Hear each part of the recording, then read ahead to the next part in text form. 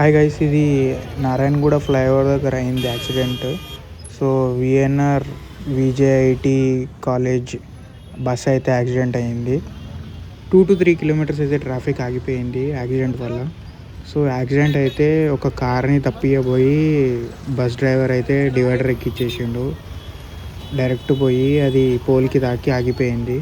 So మొత్తం diesel oil leak అవుతుంది. So ఇది కంట్రోల్ చేయడానికి డ్రైవర్ కానీ పక్కన ఉన్న వాళ్ళు కానీ తెచ్చి మట్టేస్తున్నారు. సో స్కిడ్ కావద్దు బండి, కార్స్ కానీ ఏవైనా కానీ.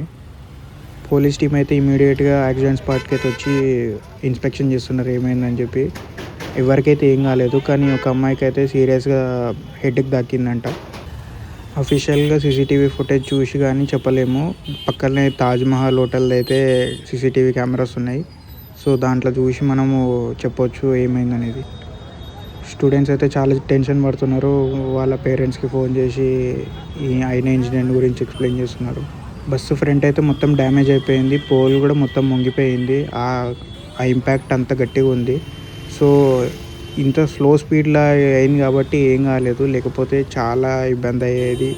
లోపల ఉన్న ప్యాసింజర్స్కి, స్టూడెంట్స్ కూడా చాలా ప్రాబ్లం అయ్యేది.